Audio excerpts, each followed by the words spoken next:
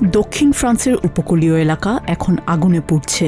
ভূমধ্যসাগরীয় অঞ্চলের তীব্র বাতাস এবং বনের শুষ্ক গাছপালার কারণে আগুন দ্রুত লোকালয়ে পৌঁছেছে। স্পেনের সীমান্তবর্তী ক্যানেট-এন-রুসিলন ও ফ্রেজুস শহরের 6টি ক্যাম্পসাইট এবং আবাসিক এলাকা থেকে 3000-এরও বেশি পর্যটক ও স্থানীয় বাসিন্দাকে জরুরি ভিত্তিতে সরিয়ে নেওয়া হয়েছে। দাবানল ক্যানেট-এন-রুসিলন বন্দরে আঘাত হানায় বেশ কয়েকটি গুদামঘর এবং নোঙর করে রাখা বিলাসবহুল ইয়ট পুড়ে ছাই হয়ে গেছে। পরিস্থিতি নিয়ন্ত্রণে আনতে স্থলভাগে কাজ করছেন 2000-এর বেশি ফায়ার ফাইটার। বিশেষ ফায়ার ফাইটিং উড়োজাহাজ দিয়ে কেমিক্যাল ও পানি বর্ষণ করা হলেও বাতাসে আর্দ্রতার চরম অভাব এবং দমকা বাতাসের কারণে আগুন নেভানোর কাজ ব্যাহত হচ্ছে।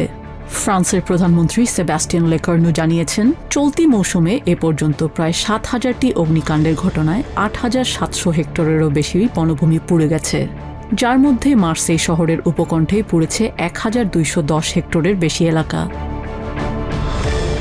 বনাঞ্চলে এই ভয়াবহ আগুন ছড়িয়ে পড়ার মূল কারণ জুন মাসের শেষ সপ্তাহে ফ্রান্সে আঘাত হানা নজিরবিহীন হিটওয়েভ। টানা 11 দিন ধরে চলা এই তাপপ্রবাহে অনেক স্থানেই তাপমাত্রা 104 ডিগ্রি ফারেনহাইট ছাড়িয়ে যায়। দেশটির স্বাস্থ্য মন্ত্রণালয়ের সবশেষ তথ্য অনুযায়ী 22 থেকে 28 জুনের মধ্যবর্তী সময়ে স্বাভাবিকের চেয়ে 2025 জন অতিরিক্ত মানুষের মৃত্যু রেকর্ড করা হয়েছে। এর মধ্যে সবচেয়ে ভয়াবহ অবস্থা রাজধানী প্যারিস ও এর আশেপাশের অঞ্চলে, যেখানে মৃত্যুহার 1 লাফে 62% বেড়েছে। সংকটের তীব্রতা কেবল ফ্রান্সের ভেতরেই সীমাবদ্ধ নেই। বিশ্ব আবহাওয়া সংস্থা WMO সতর্ক করেছে, হিট ডোম বা তাপ বলয়ের কারণে পুরো পশ্চিম ইউরোপের বনাঞ্চলগুলো এখন চরম অগ্নিঝুঁকিতে রয়েছে। ফ্রান্সের ওডি প্রশাসনিক অঞ্চল থেকে শুরু করে প্রতিবেশী স্পেন এবং পর্তুগাল সীমান্ত সংলগ্ন বনাঞ্চলগুলোতেও দাবানল দ্রুত ছড়িয়ে পড়ছে। এই বিস্তীর্ণ অঞ্চলের তীব্র পানির সংকট ও খরা পরিস্থিতি আগুনকে আরও বাড়িয়ে দিচ্ছে।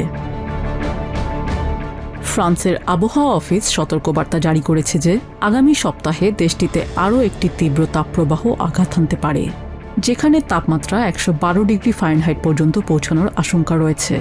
বৃষ্টির কোনো পূর্বাভাস না থাকায় দক্ষিণ ফ্রান্স সহ পুরো ভূমধ্যসাগরীয় উপকূলীয় অঞ্চলের এই পরিস্থিতি আগামী দিনগুলোতে আরও বিধ্বংসী রূপ নিতে পারে বলে আশঙ্কা করা হচ্ছে। নিজিয়া জামি, TVN 24 news desk. New York থেকে সম্প্রচারিত TVN 24 টেলিভিশন বিশ্বজুড়ে বাঙালির কণ্ঠস্বর।